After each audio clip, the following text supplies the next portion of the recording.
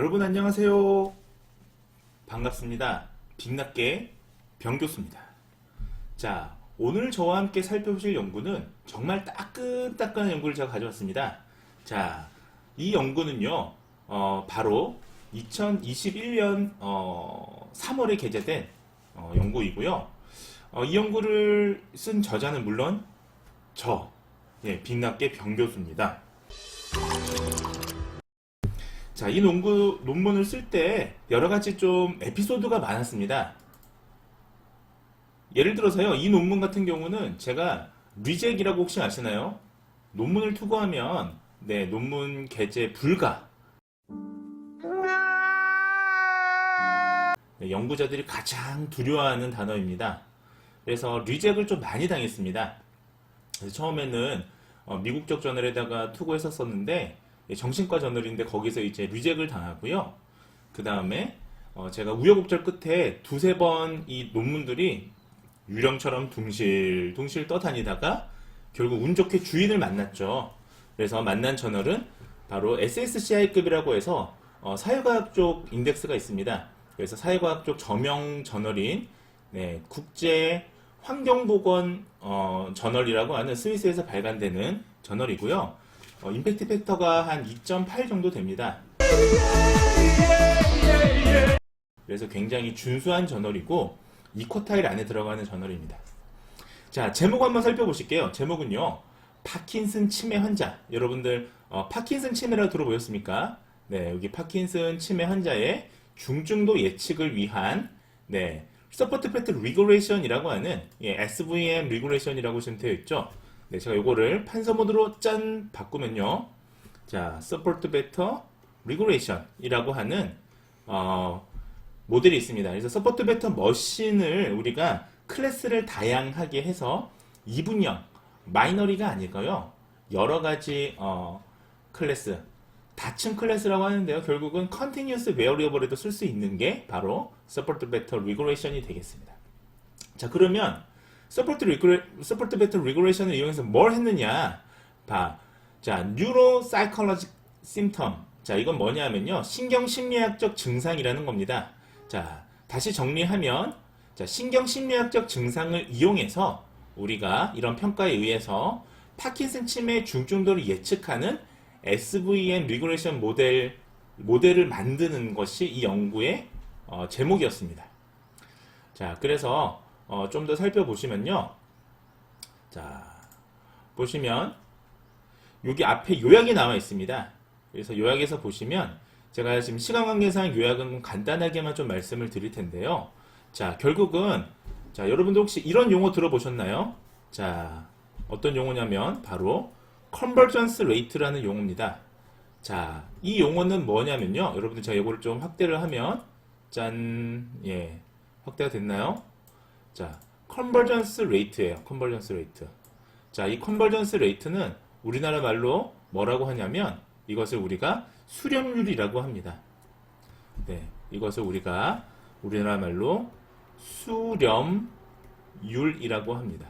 그러면 여러분들 수렴률하고 정확도하고 다른 거냐? 자, 수렴률하고 뭐 정확도라든지요. 자, 우리가 전통적으로 비교하는 성능 비교할 때 쓰는 여러 가지 지표들이 있는데 이것이 다르냐? 완전 다르지는 않습니다.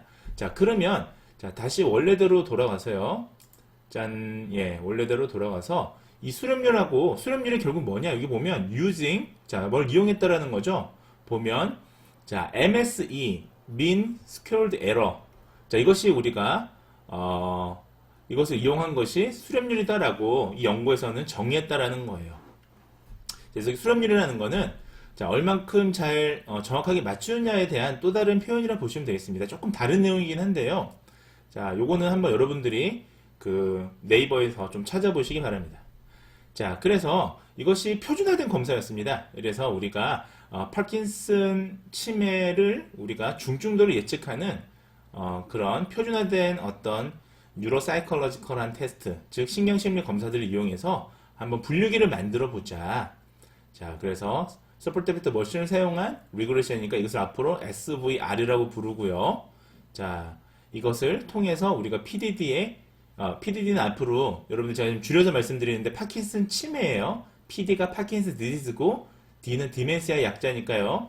파킨슨 치매의 중증도를 우리가 예측하는 그런 모델링을 만들어 보자 라고 하는 것들이었습니다. 한번 뒤에서 이제 차근차근 살펴보시도록 하겠습니다. 자, 먼저 서론입니다. 자, 여러분들 파킨슨 치매 혹시 들어보셨나요? 자, 파킨슨 병은 많이 들어보셨죠? 파킨슨 병. 자, 이게 여러분들 파킨슨 병이에요. 자, 우리가 파킨슨 병 환자의 생존율이 점점 증가되고 있습니다. 그래서 과거에는 60세 이전에 돌아가셨다면 평균 수명이 증가하면서 파킨슨병 환자들의 평균 생존율도 증가하고 있죠. 자, 그러다 보면 자, 파킨슨병은 여러분들 어떤 질병으로 알고 계세요? 네, 파킨슨병은 대표적인 운동질환이죠. 예, 운동장애입니다. 모터 디스오더입니다. 자, 줄여서 운장애로 쓸게요. 자, 운동장애.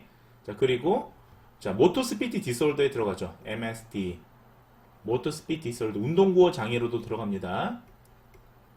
자, 이러한 특성, 즉 결국은 핵심을 보면 자, 모터잖아요. 운동이잖아요. 자, 근데 이분들이 오래 살다 보니까 한 가지 특이한 점이 발견이 된 거예요. 자, 오래 살지 않으셨으면 아마 발견이 안 될 수도 있는데 올해 이분들이 이제 생존율이 늘다 보니까 파킨슨 환자분들 중에서 치매 환자가 굉장히 많은 겁니다. 자, 이게 얼마나 많느냐? 자, 이만큼 많습니다. 파킨슨 환자 10명 중에 7명은 치매를 동반한다라는 이제 종적 연구가 발표되기 시작합니다. 생각해보세요, 여러분들. 10명 중에 7명이나 치매를 동반한다면, 자, 이것은 그냥 우리가 일반인들 중에서 여러분들, 그러니까 파킨슨 장애나 이런 신경학적 질환이 없는 이런 건강한 노인분들 같은 경우에 치매 유병률이 이렇게 높을까요? 높지 않습니다. 연령에 따라 다른데요. 정상인들 대상으로 했을 때, 일반 인구 집단을 대상으로 했을 때 65세 이상 치매 유병률이 약 10% 정도 되고요. 자, 그 다음에 75세쯤 되면 20% 정도 됩니다. 자, 그것이 정상적인 패턴인데 파킨슨 환자는 그거이 아니라 자, 10명 중 7명이니까 70% 가까이가 결국 치매를 동반하다가 사망하게 된다라는 뜻이죠. 자, 그 다음에 자, 모reover 게다가 보시면 PDD가 없는 치매, 일반 치매죠. 그러니까 파킨슨이 없는 치매, 파킨슨 디지즈를 동반하지 않은 그럼 알츠하이머 치매라든지 이런 혈관성 치매라든지 이런 치매 환자들에 비해서요. 자, 파킨슨 치매 환자들은 어떻다? 자, 생존율이 낮습니다. 자, 생존율이 낮고요. low survival rate라고 되어 있죠. 생존율이 낮습니다. 그 다음에 또 어떤 위험이 있느냐? 디플레이션을 경험할 위험이 higher risk예요. 높습니다. 자, 그 다음에 L도파라고 여러분들 들어보셨습니까? 네, 레보도파라는 게 파킨슨 장애 약이죠. 자, 약이에요, 약.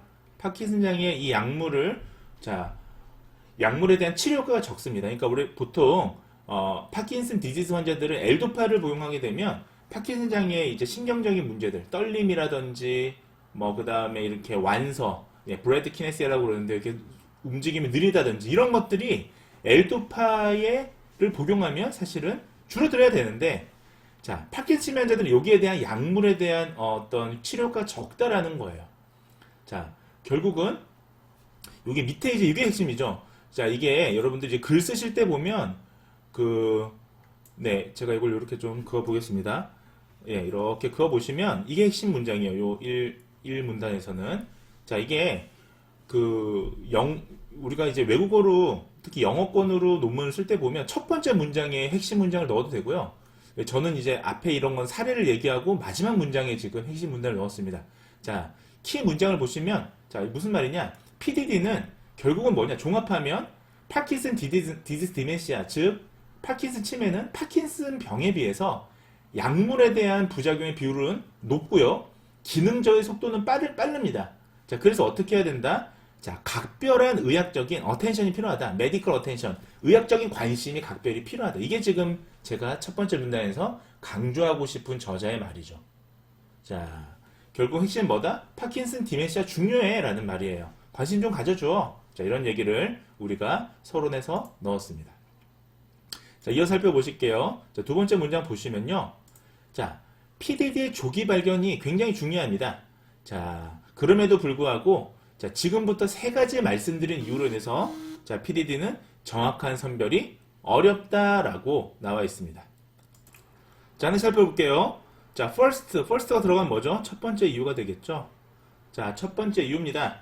자, 치매 진단에 있어서 필수적인 항목인 뭐가 있었느냐? ADL이라는 게 있습니다. 우리가 또는 이제 뭐 IADL 뭐 이런 것도 있습니다. 이것이 치매로 인한 인지 기능의 이제 문제인지 아니면 자, 파킨슨 디지즈로 인한 운동 기능 장애 이런 것이 판단하기가 어렵다라는 거예요. 자, 핵심은 뭐냐? 자, 뭐 이런 도구를 사용하는 이런 지금 일상생활 기능을 유지하기 위한 활동이죠. 일상생활 유지를 위한 기능이라고 하면 이게 의학적에서 굉장히 많이 쓰여요. 자, 이걸 이제 펑션이라고 하죠. 우리가 독립적으로 활동할 수 있느냐를 보는 건데, 자, 이게 지금 파킨슨 디지즈를 우리가 감별하는 게 어려운 게, 자, 다시 정리할게요. 파킨슨병 환자한테 파킨슨병 치매를 우리가 진단할 때 이걸 많이 쓰는데, 일상생활 유지 기능 이걸 쓰는데, 이게 왜 어렵냐? 자, 이게 일상생활 동작하는 데 쓰는 거예요. 예를 들면 뭐 전화 받는다든지, 예를 들면 그런 것들, 뭐 버스를 탄다든지, 예를 들면 그런 것들인데, 이게 운동장애로 인한 건지, 그러니까 원래 지금 이 사람들이 파킨슨병을 갖고 있는 사람들 중에서 지금 치매 환자를 선별하는 거잖아요. 근데 이 기능이 낮은 게 인지가 떨어져서 그런 건지, 움직임이 둔해서 그런 건지 알 수가 없다라는 겁니다. 무슨 말씀인지 알겠죠? 이거는 지금 파킨슨병 환자를 좀 많이 본 임상가라면, 무슨 말인지 한 번에 떠올릴 거예요. 파킨슨병 환자들이 굉장히 주저주저하고, 우리가 레스트 트레머, 가만히 있을 때 이렇게 떨림이 있고, 어떤 움직임을 시작할 때 굉장히 주저하면서 이렇게 시작을 하거든요.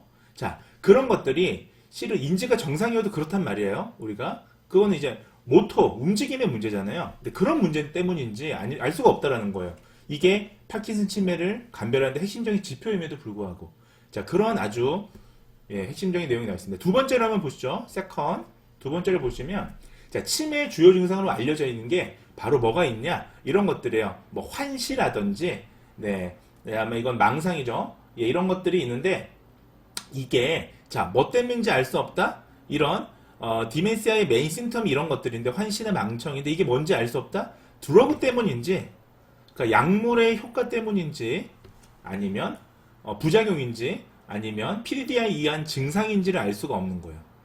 자, 무슨 말이냐면, 자, 사이드 이펙트라는 게 부작용이죠. 자, 그래서 우리가 이 파킨슨 환자들이 약물들을 복용한단 말이에요. 자, 근데 그로 인해서 이렇게 부작용이 나타날 수가 있는 겁니다. 환시라든지 망상 같은 이것을 우리가, 자, 이게 근데 우리가 PDD의 증상이기도 해요. 그래서 이게 PDD의 증상인 건지 아니면 파킨슨 병의 그냥 단순한 약물의 부작용인지 알 수가 없다. 자, 그 다음에 세 번째 또 뭐가 있느냐? 자, PD 환자들은요. 자, 결국은 인지장애뿐만 아니라 자율신경장애나 정서장애도 한개 동반됩니다. 그렇다 보니까 PDD를 감별하는 게 쉽지 않죠. 조기에 감별하는 게 쉽지 않아요. 자, 왜냐하면 이모셔널 디솔더, 자, 정서 문제나 카그니티브 임페어먼트를 갖고 있기 때문이에요. 자, 인지장애를 갖고 있기 때문이에요. 결국은 PD 환자들조차도 자, PDD처럼 이런 인지나 정서적인 문제를 약간 동반하고 있습니다. 그렇기 때문에 이게 정말 파킨슨 치매인지 단순한 파킨슨 병인지 감별하는 게 쉽지 않다라는 겁니다. 자, 그래서 자, 이렇게 인지감퇴를 정확하게 에큐러시가 높은 이런 스크리닝 테스트를 발견하는 것이, 개발하는 것이 자, 이 의료인이 굉장히 관심을 가지는 그런 임포턴트한 이슈다라고 지금 이렇게 나와 있습니다. 자, 그래서 앞서 내용을 종합하면요. 자, 연구의 서론에서는 뭐가 들어간다고 그랬죠? 이론적 배경이나 선행 연구의 동향, 그리고 연구의 필요성이 들어가게 되어 있습니다. 그래서 우리가 특히 우리가 이런 빅데이터를 이용해서 뭐 머신러닝이나 패턴을 우리가 찾아낸다고 할 때 그냥 한번 찾아낼까라고 하면 그거는 정말 과학적이지 않잖아요. 그래서 서론에서 그런 내용들을 충분히 밝혀줘야 돼요. 이게 왜 필요한지, 도대체 이 분류기를 만드는 게 어떤 의미를 가지는지. 자, 그래서 앞세 내용을 종합하면 이거예요. 파킨슨 병이라는 운동질환에서 파킨슨 치매로 전환되는 비율이 굉장히 많은데, 근데 이걸 조기에 빨리 판단해야 사실은 약물 투여도 하고 치료도 하고 해서 좀 지연시킬 수가 있는데, 치매를. 근데 문제는 아까 보셨던 세 가지의 이유로 파킨슨 병에서 파킨슨 치매를 조기에 감별하는 게 쉽지 않다. 그래서 의료적으로 굉장히 중요한 이슈이다라는 내용들이 나와 있습니다. 자, 뒤에는 또 어떤 내용이 나와 있냐? 자, 이 문단에서는 핵심은 뭐냐? 자, 치매에서의 중증도 평가의 중증이라고 할게요. 중증도 평가의 중요성이에요. 자, 치매에서의 중증도 평가의 중요성에 대해서 나와 있습니다. 자, 한번 쭉 보시면요. 자, 네. 치매 환자를 돌보는 데 있어서요. 우리가 치매 중증도 평가는 상당히 필수적이라고 나와 있습니다. 자, 이게 지금 치매 중증도 평가라는 뜻이에요. 자, evaluating the severity of dementia. 자, 치매의 중증도 평가가 굉장히 중요해요. 자, 왜냐하면 첫 번째는 치매 약물의 적절한 선택과 네, 그 다음에 치료 계획을 세울 수 있기 때문이죠. 자, 그래서 여기 지금 첫 번째 나와 있고요. 그 다음에 환자의 형제 상태와 이에 따른 간병에 대한 적절한 지침을 우리가 보호자한테 설명을 해줄 수가 있습니다. 우리가 조기에 발견해 앞으로 이 환자가 어떻게 진행될지 우리가 얘기를 해줄 수가 있잖아요. 그래야 보호자분들도 그 치매, 이제 파킨슨 병이지만 치매가 올 수 있으니까 거기에 대한 준비도 하고 해야 될 수 있기 때문입니다. 자, 그리고 같은 내용인데요. 자, discuss prognosis. 자, 이게 경과에 대해서 디스커션, 상의를 할 수 있다는 뜻이에요. 그래서 우리가 중증도를 알아야 앞으로 어떻게 이제 심각하게 변형이 될지에 대해서 상의가 가능하죠. 왜냐하면 치매는 나을 수 있는 것도 아니고요. 경도에서부터 점차 나빠질 텐데 조계획을 판단해 앞으로 어떻게 나빠질지를 얘기를 해줄 수가 있지 않습니까? 자, 그런 내용들이 되겠습니다. 그래서 치매 중증도를 파악하는 아주 중요한 검사로 여기 보시면 The Clinical Dementia Rating이라고 해서 CDR이라고 합니다. 이것이 worldwide use, 아주 광범위하게 지금 사용이 되고 있습니다. 자, 어떤 걸로 치매 중증도를 우리가 determine 하는, 그러니까 그 판별해내는 툴로, 도구로 제일 많이 사용되고 있으니까 검사 도구예요. CDR은 치매 중증도를 파악하는. 자, 이거는 이제 황금 척도예요. 자, 골든 스탠다드로 우리가 여겨지고 있습니다. 자, 하지만 몇 가지 한계를 또 지니고 있습니다. 그러니까 이 연구에서 지금 서론의 한계점을, 필요성을 되게 많이 얘기를 하고 있어요. 자, 첫 번째는 뭐냐? 보시면 여기 1, 이번에 2, 3 이렇게 되어 있네요. 자, 첫 번째는 보시면 첫 번째는요. 보호자의 면담을 통해서 평가를 해야 됩니다. 자, 그래서 제가 지금 이제 여러분들 얼굴을 보고 좀 얘기를 할게요. 보호자의 면담을 통해서 이걸 평가해야 되기 때문에 시간과 노력이 많이 들어요. 자, 그 다음에 두 번째는요. 여기 두 번째 나와 있는데요. 자, 치매의 수준을 측정하는 질문이요. 포괄적입니다. 그러니까 예를 들면 구체적으로 질문해야 되거든요. 근데 그것이 아니라 굉장히 포괄적이라는 거는 예를 들면 방향을 인지하는데 어려움이 있습니까? 이렇게만 물어보는 거예요. 예를 들면 좌측을 인지하는데 어려움이 있습니까? 우측을 인지하는데 어려움이 있습니까? 이렇게 구체적으로 물어보는 게 아니라 그냥 방향을 인지하는데 어려움이 있습니까? 당신은 어렵다고 생각합니까? 이런 식으로 물어본다는 거죠. 자, 세 번째는요. 일부 문항은 추상적이라서 판단이 굉장히 모호하거나 환자의 치매 정도에 따른 등급을 의료인이 명확하게 판단하기 어려운 경우가 있습니다. 그러니까 이게 결국은 어떤 기준에 해당이 돼야 의사 선생님들이 이걸 0점부터 점수를 이렇게 매기거든요. 근데 어떤 건 되게 모호해요. 그 다음에 가장 또 중요한 거는 환자의 세밀한 변화를 자세하게 반영하지 못합니다. 그래서 예를 들면 조금 나빠지는 거에 대해서 이렇게 민감하게 파악하기 어려워요. 왜냐하면 척도가 되게 스케일이 이 평가 도구 자체가 점수가 100점 이렇게 있는 게 아니라 이렇게 아주 짧기 때문에 더 그렇습니다. 자, 그 다음에 무엇보다 여기 보시면요. 자, 무엇보다 여기 보시면 그 CDR의 평가를 위해서는 반드시 의료인이 필요해요. 의료인이 필요한데 그러니까 의료인이라는 게 결국 전문이죠. 전문이나 이제 그 의료인이 필요한데 혼자 사는 요즘에는 독거노인이 늘고 있잖아요. 독거노인이라든지 그 다음에 의료 취약지역, 섬이라든지 아주 의료가 취약한 지역 같은 경우는 의료 접근성이 낮죠. 자, 그러다 보면은 어떻습니까? 이분들이 이 치매 아주 조기, 지금 정리하자면 치매를 빨리 지금 진단하는 게 굉장히 중요한데 독거노인 혼자 살고 있으면 이분들이 지금 병원을 잘 찾아오겠어요? 찾아오지 않죠. 더구나 보호자가 없으니까 이분들이 이미 이제 치매 어느 정도 진행이 되면 이분들의 상황을 보호자나 이런 분들을 통해서 면담을 통해서 이제 평가를 해야 되는데 이분들이 이미 인지 수준이 떨어진다면 이분들한테 어떤 질문을 해도 잘 대답하지 못할 거 아닙니까? 이런 증세가 언제 나타나는지 알 수도 없고요.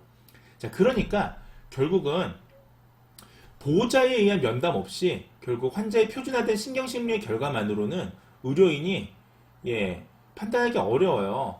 그래서 이런 절차가 만약에 없다면 생각해보세요. 의료인이 반드시 없어도 우리가 이런 파킨슨 치매의 중증도 수준인 CDR을 예측할 수 있다면 자, 정리하자면 CDR은 파킨슨 치매 중증도를 예측하는 척도예요. 근데 이 CDR을 예측한다는 건 결국 파킨슨 중증도를 예측한다는 거잖아요. 파킨슨 치매 중증도를 예측한다는 거잖아요. 그래서 이거를 의사 선생님 없이 만약에 다른 걸로 예측할 수 있다면 어떻게 했습니까? 독거노인이나 의료 취약계층의 치매 중증도를 파악하는데 어떻다? 도움이 될 수가 있는 거죠. 자, 이와 같은 것들이 연구의 아주 중요한 목적이 되겠습니다. 자, 그래서 보시면요, 이제 거의 마지막 문단이 되겠습니다. 그래서 보시면 자, 치매 중증도하고 관련된 요인은 그간에 어떤 요인들이 있었냐면요. 자, 보시면 데모그래피 팩터, 그러니까 인구사회학적인 요인, 어떤 것들이냐, 뭐 연령이라든지, 뭐 질병의 어떤 듀레이션, 기간이라든지요, 디플레이션, 뭐 모터 심톰 이런 것들이 있었고요, 등등등등. 자, 요 에이지까지가 데모그래피 팩터예요. 이건 다 데모그래피 팩터를 설명하는 건 아닙니다. 이 콤마가 찍혀 있죠.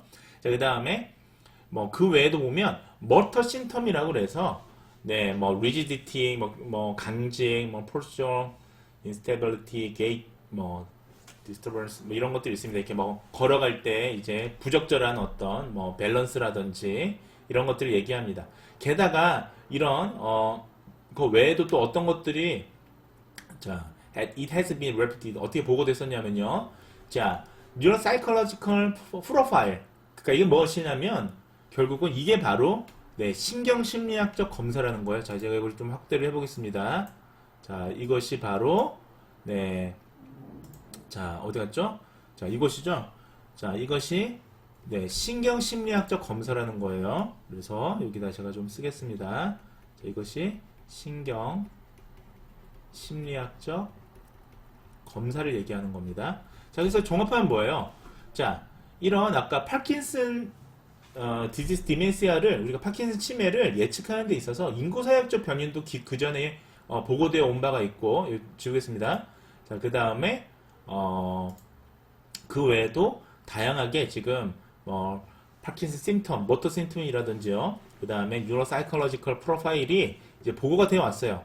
자, 근데 이게 어떤 문제가 있느냐? 근데 이거 말고도 사실은 다양한 혼란 변수가 사실은 존재할 수가 있잖아요. 그래서 그런 다양한 혼란 변수로 되어 있죠. confounding factor. 아주 중요한 말 나왔습니다. confounding 팩터 또는 이제 variable이라고 하는데요. 연속형이 들어간 variable 들어갈 수 있는데 이게 여러분들 실험 연구에서는 이게 뭐죠? 이게 통제 변수라고 생각하시면 됩니다. 실험에서는 통제 변인이라고 그냥 보시면 되고요. 자, 사회과학에서는 또는 이게 뭐라고 그러죠? 그 조사 연구에서는 survey에서는 이것을 우리가 confounding variable, 혼란 변수라고 얘기하기도 해요. 의학에서도 혼란 변수라고 얘기를 합니다. 자, 보시면 그래서 이런 혼란 변수를 포함하면 뭐가 필요하다? 데이터 마이닝 모델이 필요한 거예요. 자, 그래서 그래서 여기 그 다음에 이제 핵심 본론이 들어가죠. 근데 최근에는 보시면 recently 최근에는 자, 질병의 복합적인 위험률을 탐색하는 방법으로 뭐가 사용되고 있어요? 서포트 벡터 머신이 사용이 되고 있습니다. 그래서 선행 연구들을 보시면 자, 서포트 벡터 머신이 의사결정 나무 디시전 트리에 비해서는 과적합의 가능성이 적어요. 자, 과적합. 자, 오버피팅이라고 하는데요. 자, 이게 보시면 오버피팅이 적습니다. 뭐에 비해서? 디서전 트리에 비해서 오버피팅이 적다라는 거고요. 자, 그 다음에 비선형 데이터의 분류도 가능해요. 논 리니어 데이터도 사실은 가능하다는 장점이 있죠. 따라서 이 연구에서는 서포트 베이터 머신을 그대로 사용할 수가 없습니다. 왜냐? 서포트 베이터 머신은 자, 바이노리어한 그런 데이터에 적합하죠. 그러니까 우리가 여러분들 어떤 알고리즘이 중요한지도 중요하지만 그보다 더 뭐가 중요하다? 이 데이터 구조를 먼저 파악하셔야 돼요. 그러니까 우리가 패턴을 보시던 뭐 머신러닝을 하시던 뭐 데이터 마이닝을 하시던 이 데이터가 어떤 속성으로 우리가 클래스가 나눠져 있느냐, 특히나 Y 클래스가 어떻게 나눠져 있느냐가 사실은 핵심입니다. 거기에 따라서 우리가 모델을 사실은 적용할 수가 있는 거예요. 앱러케이션 할 수가 있는 거예요. 응용할 수가 있는 거예요. 그래서 자, 서포트 메타 머신은 그대로 사용할 수가 없으니까 여기에서는 스케일이 지금 이게 1, 2, 뭐 0, 1 이렇게 나눠지는 게 아니에요. 이 CDR이라는 게 0, 0.5, 1, 2, 3으로 이렇게 나눠집니다. 그래서 5개의 멀티 클래스잖아요. 그러니까 여기서는 리그레이션을 결국은 이용을 한 서포트 베터 리그레이션이 이제 들어가게 되는 겁니다. 그래서 이걸 이용해서 파켓 침해 중증도를 감별하는 데 있어서의 자, 표준화된 뉴로사이콜로지컬한 어떤 그런 프로파일, 그러니까 신경심리 검사를 이제 보는데 자, 뭘 본다? 여기서 보면 자, 컨버전스 레이트 수렴률을 봅니다. 뭘 봅니까? based on the 자, 뭡니까? mean square error. 자, 이거 줄여서 MS이라고 하잖아요. 우리가 mean square error에 대한 를 이용한 기반으로 한 자, 컨버전스 레이트 수렴률을 보는 게 첫 번째 이제 연구 목표고요. 그다음에 향후에 이제 PDD, 그러니까 파킨슨 치매 환자의 세이버리티, 중증도를 우리가 프리딕할 수 있는 모델을 개발하는 데 있어서 어떤 그런 기초 자료를 베이스라인 데이터, 기초 자료를 제공했다라는 게 이 연구의 목적이 되겠습니다.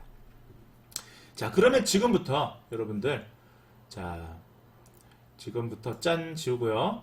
지금부터 그러면 그 연구 방법을 한번 살펴보도록 하겠습니다. 자, 우리 지난 시간에 말씀을 드렸는데 연구 방법에는 뭐가 들어간다? 자, 크게 세 가지가 들어갑니다.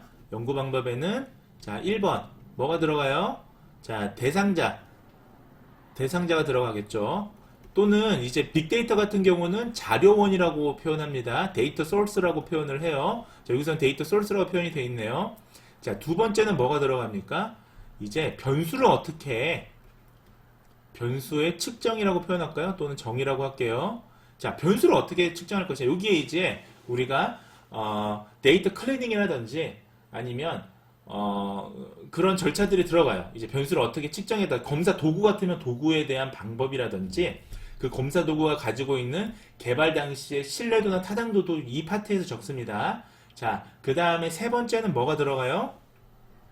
자, 세 번째는 이제 알고리즘, 모델이 들어가겠죠. 모델에 대한 알고리즘 설명이 들어가겠죠.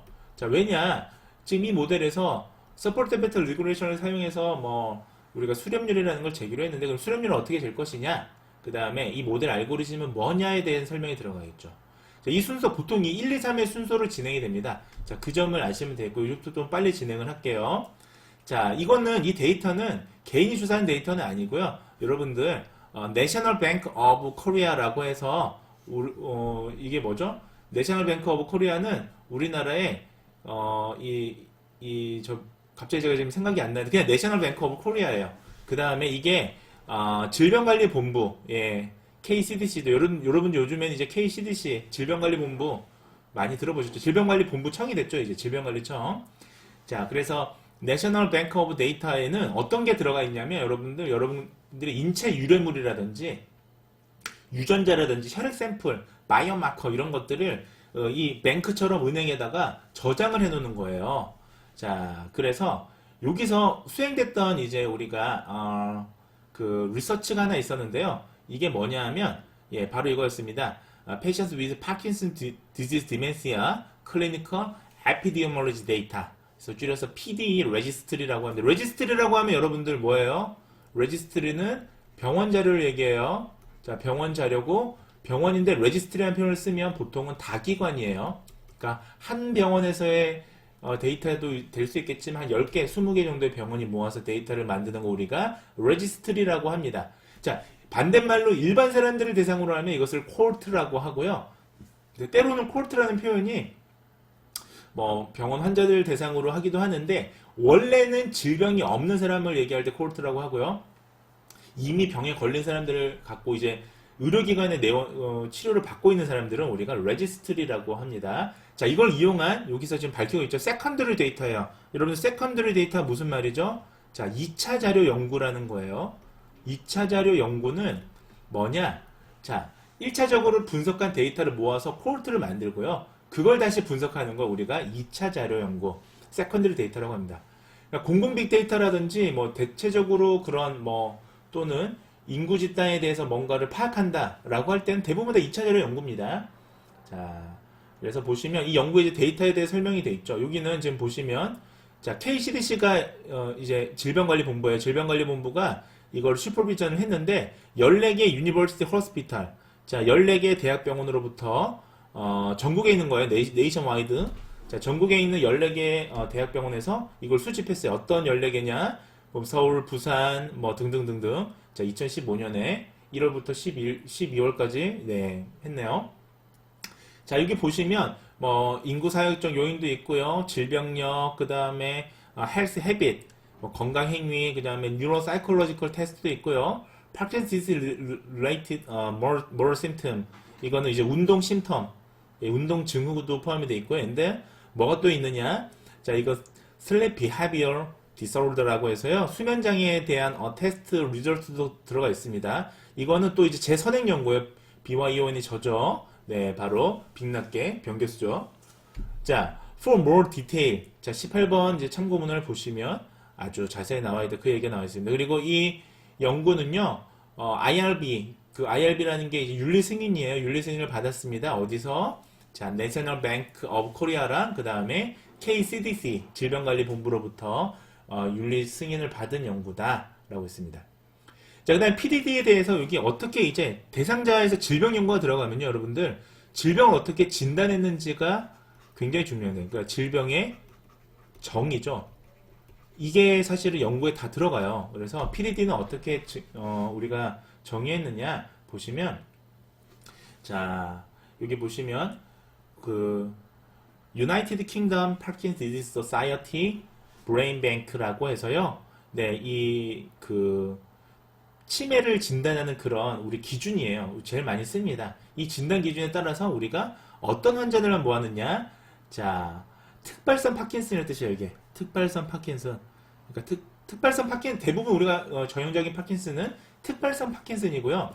이제 비전형적인 파킨슨이 따로 있는데 그거는 여러분들이 뭐 의료 쪽 사람들이 아니기 때문에 요것만 말씀드릴게요. 그래서 우리가 특발성 파킨슨을 우리가 여기서는 파킨슨 병으로 본 거예요. 자, 그 중에서도 자, PDD는 어떻게 우리가 진단했냐? 자, 크리테리아를 보시면요. PDD는 우리가 여기 보시면 자, 이게 지금 제가 어떻게 읽을지 모르겠는데 부보이즈라는 사람의 기준에 의해서 우리가 PDD는 정의가 되어 있습니다. 그래서 한번 참고 삼아 보시면 되는데 이게 국제표준 분류예요. 그 다음에 여기서는 그 어떤 사람들을 또 제외를 해야 되겠죠. 그래서 여기서는 지금 여기 이 부분이 제외의 기준이에요. 자, 그러니까 질병에서는 질병을 정의할 때 두 가지가 들어가죠. 포함 기준이 있고요. 이 질병에 부합되는 사람들이 있고 질병의 제외 기준이 있겠죠. 자, 제외 기준이 뒤에 나와 있죠. 그래서 제외 기준은 MRI에서 파킨슨 이후에 수두증이라든지 수두증은 이제 여러분 뇌 척수에게 이렇게 눌러주면서 뇌를 전반적으로 눌러주니까 인지가 떨어지는 건데 자, 이런 거는 파킨슨 치매는 아니니까 파킨슨 병은 아니니까 제외한 거예요. 그 다음에 혈관성 파킨슨 증후군 이거는 이제 혈관에 손상을 입기 때문에 이거는 일반적인 PDD와 좀 다릅니다. 이런 경우는 연구대에서 제외했어요. 그래서 최종적으로 60세 이상의 335명을 대상으로 자, 이 사람들은 다 어떤 사람들이냐? 신경과 전문의에 의해서 CDR 자료에 있는 사람들이고요. 그 중에 결측값이 있는 사람은 또 네, 자, 짠.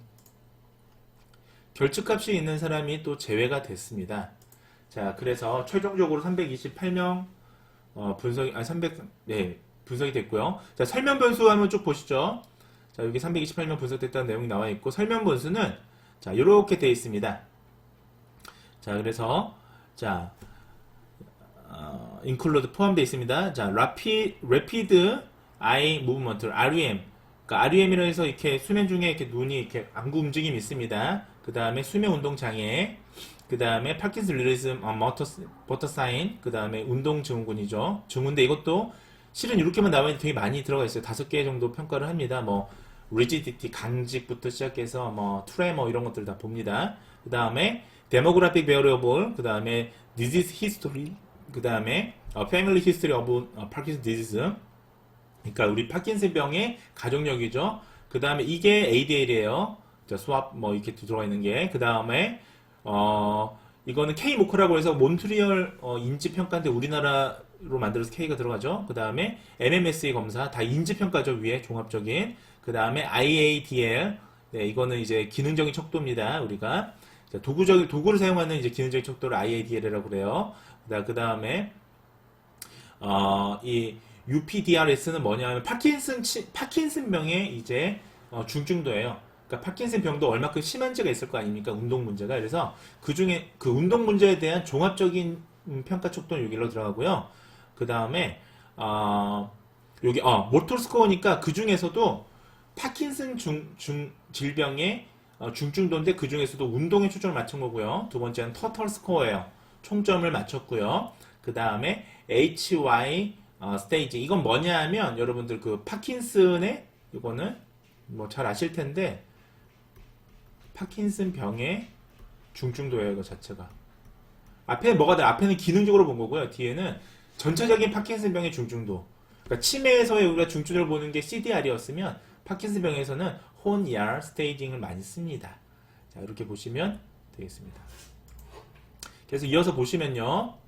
자, 메서드가 이제 나오죠. 자, 메서드 드디어 SVR이 나왔습니다. 자, SVR은요, 여러분들, 여러 분류에 속하는 데이터들을 최대한, 자, 뭐로 보죠? 마진이라고 하는, 자, 우리가, 거리에 기반해서 보는 게, 우리가, 이 SVM인데, 그렇게 보다 보면 뭐가 나오죠? 여러분들, 지난 시간에 말씀을 드렸다시피, 하이퍼 플랜이 나옵니다. 자, 요거는 제가 형광펜으로 쪼르륵 하이퍼 플랜이 나오죠. 초평면이라는 게 나와요. 자, 이거 제가 줄을 써볼게요. 초평면이라는 게 나옵니다. 자, 초평면은 뭘로 구하죠? 자, 이건 결국은 거리. 자, 말진안에 우리가 기반하면 이거를 분리하는 최적의 초평면을 우리가 찾는 방식으로 구동이 되죠. 자, 그러면 주어진 자료 집합에서 Supported Pattern Machine Regulation은 식 1에 이렇게 나와 있습니다. 그래서 Y 값을요, 우리가 최적으로 근사하는 회귀함수 fx 요걸 찾는 거예요. 자, 이게 바로 리그레이션 펑션 fx가 되겠습니다.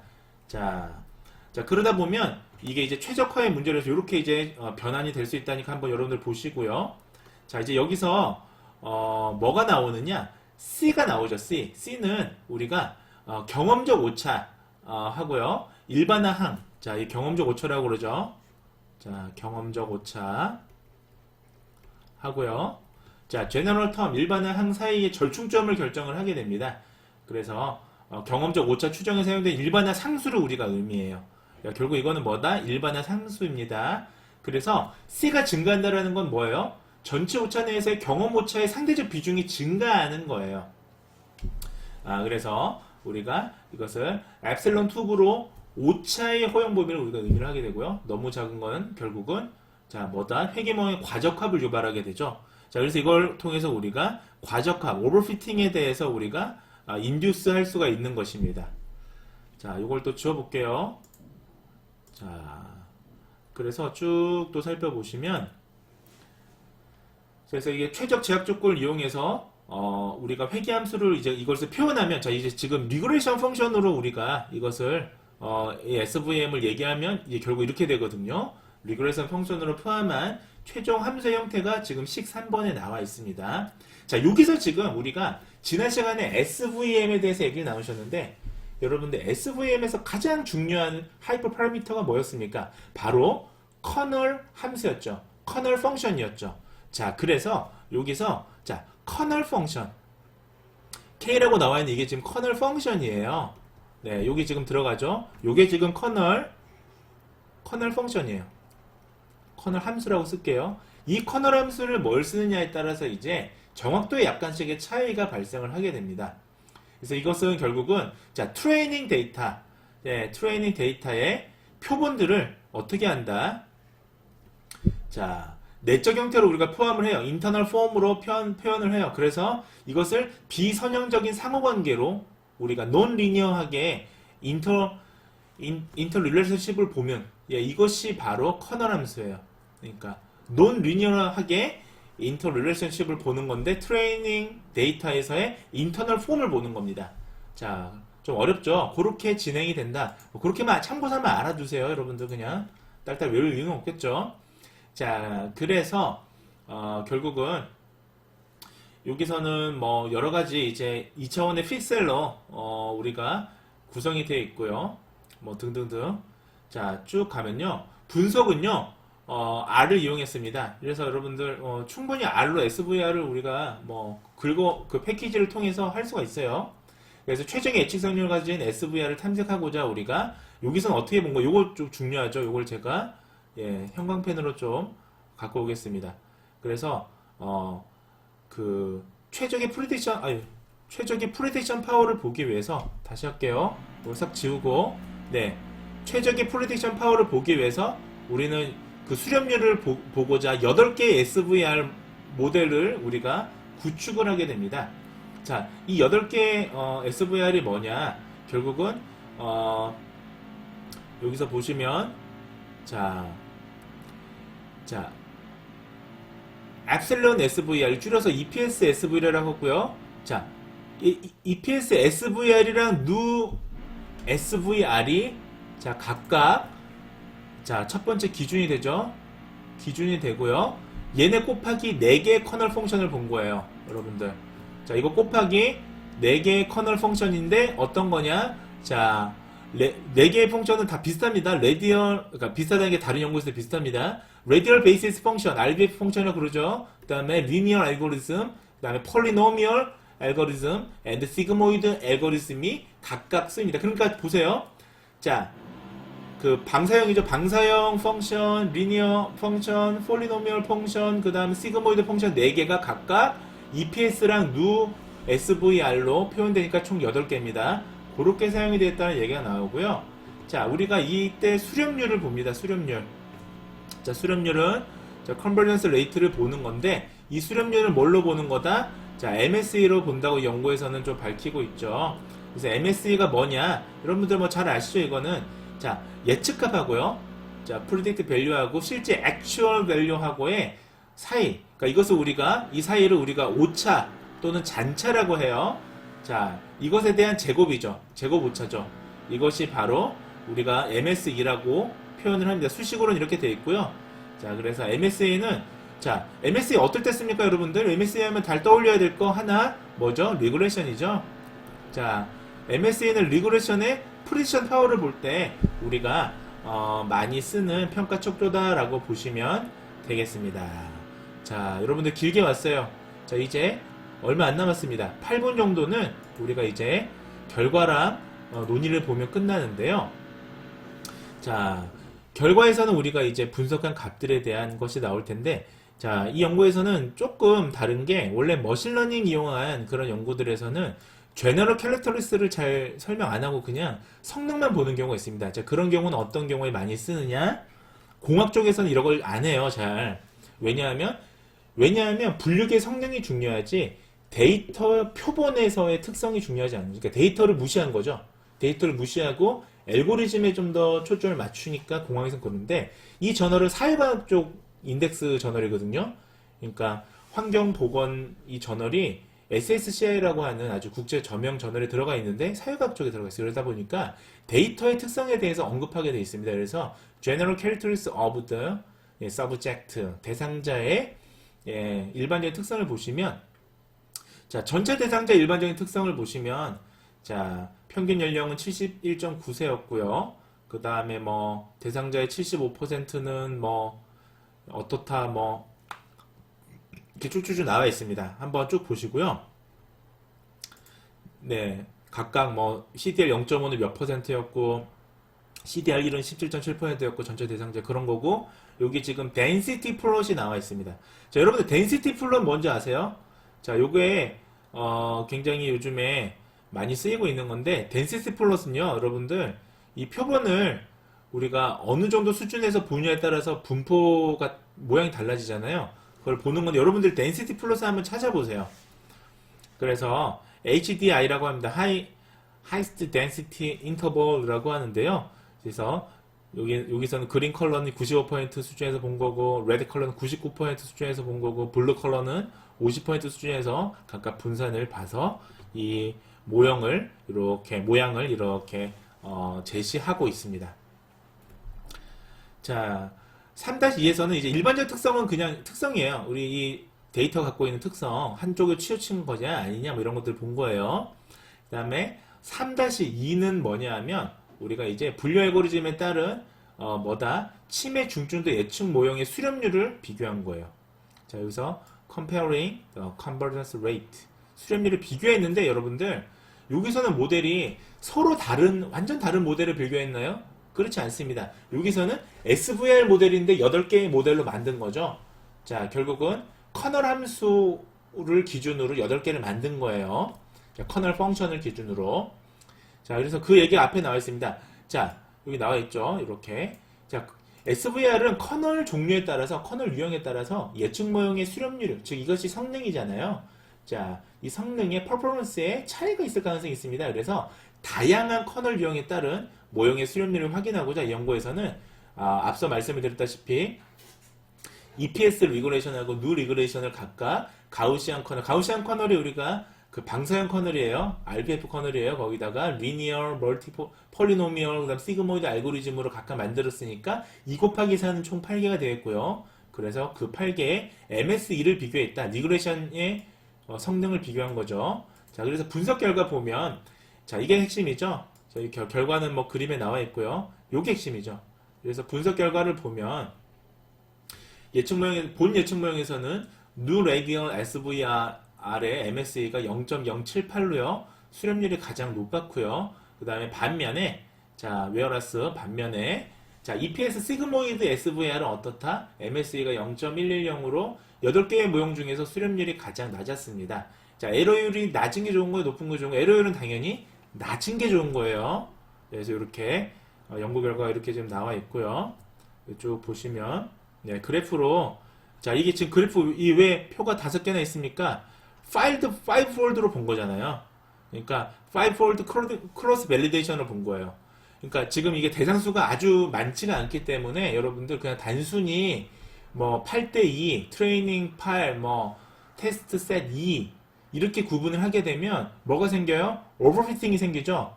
자, 오버피팅이 생기니까 어떻게 합니까? 여기서는 교차 검정을 이용해 오버피팅을 최대한 줄이려면.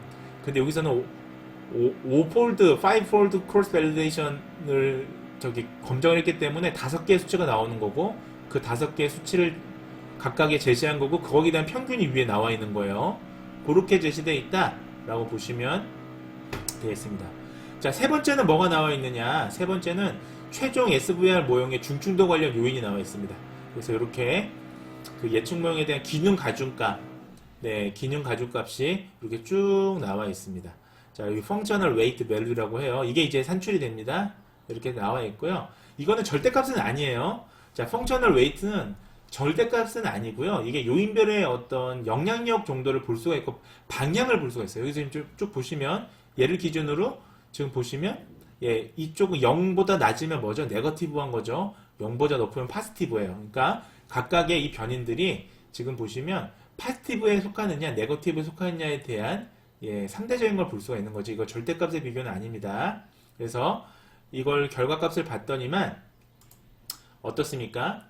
자, 서포트 벡터가 22개 이제 이용을 했고요. 서포트 벡터가 너무 많으면 안 좋은 거죠. 예, 안정적으로 22개 정도 이용을 했고, 자, 이 모형에서 보면, 자, new radial SVR 모형이 제일 좋았으니까, new SVR, RVF 모형, 요거를 가지고 지금 해석을 하는 거예요.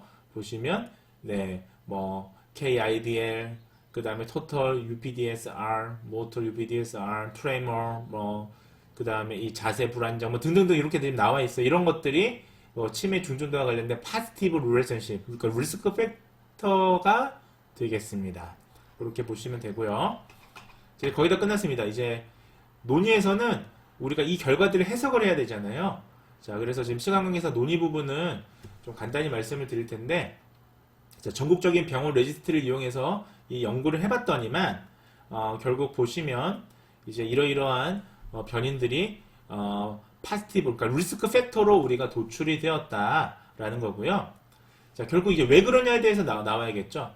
선행 연구에 따르면 자, 자, 결국은 파킨슨 치매를 일으킬 수 있는 주요 위험 요인이 영양 요인이 크게 두 가지로 구분되는데 하나는 자, 환자 연령이에요. 그러니까 선행 연구에서도 연령이 굉장히 중요한 걸로 나왔습니다. 그래서 자, 고령일수록 PDD의 발병률과 인지장애의 중증도가 높았다는 연구들이 쭉 있어 왔고요. 자, 둘째는 뭐냐? 자, PDD의 우리가 표현형, 자, 페노타입이라고 합니다. 페노타입, 표현형이 우리가 파킨슨 중증도와 좀 관련이 되어 있는 요소다라고 전통적인 리그레이션 연구, GLM을 이용한 연구들에서는, 그러니까 회귀 모형을 이용한 연구들에서 밝혀진 바 있습니다. 그래서 이 I형을 어떻게 나누냐? 환자의 자세나 행동, 체간에서의 비전형적인 추체외로 증상. 자, 이런 것들을 보일 때 치매 발병률과 인지장애 중증도가 높아진다는 또 선행 연구들의 결과들이 있어 왔어요. 그래서 이런 게 이제 일치한다. 그래서 앞으로 핵심은 뭐다? 앞으로 우리가 이러한 이 연구에서의 결과를 바탕으로요. 결국은 치매 중증도를 파악해서 결국 우리가 어떻게 해야 됩니까?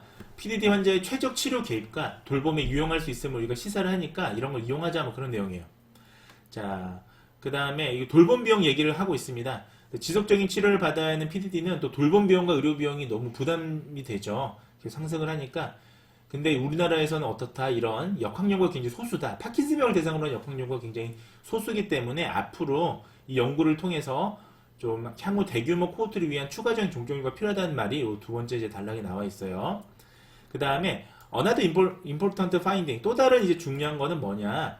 자, 이 연구에서 또 다른 게 뭐가 있었죠? 중요한 게 성능이 있었죠. 우리가 8개의 SVR의 모형을 만들어서 수렴률을 비교했는데 그 중에서 커널 유형에 따라서는 누 라디얼 SVR의 MS가 가장 낮았더라라는 게 이제 이 연구의 또 다른 발견점입니다. 선행 연구에서도 누 라디얼 알고리즘이 예측점가 높은 곳으로 이제 보고된 연구들도 있었어요. 그래서 이게 왜냐하면 SVM 자체가 선형, 리니얼 커널 알고리즘이 제일 많이 쓰는데요. 이거는 훈련 데이터의 표본수가 충분히 많은 경우에만 적합을 하고 훈련 데이터의 표본수가 적은 경우에는 자, 누 라디얼 함수를 이용하는 것을 이 선행 연구에서 제안을 한 겁니다. 그래서 요 분이요. 레모스키라는 분이. 그러니까 결국은 이 연구에서는 여러분들 인원이 400명 이하잖아요. 그러니까 이 연구의 또 다른 시사점은 400명 정도 되는 사람을 대상으로 한다면 여러분들 뭐 어떻다?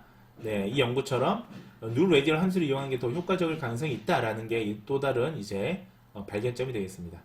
자, 나머지는 이제 이 연구의 마지막 논의에는 연구의 이제 한계점 이런 게 있는데 한번 쭉 읽어보시고요. 자, 결론은 뭐다? 결론은 자, CDR이라는 게 뭐예요? 자, 병력 청취뿐만이 아니라 문제는 보호자의 2차적인 정보에 의해 측정이 됩니다. 자, 그러다 보니까 뭡니까? 인지 수준이 저하된 독거 노인이나 의료 취약 지역에 거주한 노인, 혼자 사는 노인들 같은 경우는 보호자가 없잖아요. 그러니까 치매 중증도를 정확하게 파악하기 어려우니까 이 경우에는 자, 이 연구에서 기초한 것처럼 뭐 KIDL이나 운동 증상이나 RVD, 수면장애 등의 변화를 통해서 우리가 PDD의 중증도를 어느 정도 예측하는 근거로 활용될 수 있음을 이 연구에서 시사하는 거예요. 그래서 이걸 통해서 나중에 멀티모달하게 우리가 멀티모달이라는 건 여러 가지 종류의 데이터를 넣는 걸 얘기해요. 그렇게 해서 선별 검사를 만들면 좋겠다라는 게 이 연구의 핵심입니다. 그래서 연구의 펀딩도 여러 개가 또 이렇게 진행이 되고 있고요. 자, 연구는 이렇게 마치도록 하겠습니다. 자, 여러분들 어떠신가요? 어렵다고요? 이제 저랑 같이 계속 듣다 보면 이제 이런 빅데이터를 이용한 우리가 머신러닝에 대해서 우리가 좀 더 쉽게 학습할 수 있을 겁니다. 자, 여러분들 경청해 주셔서 감사합니다. 다음 시간에 봐요. 안녕히 계세요, 여러분. 전 이 세상의 모든 굴레와 속박을 벗어던지고 제 행복을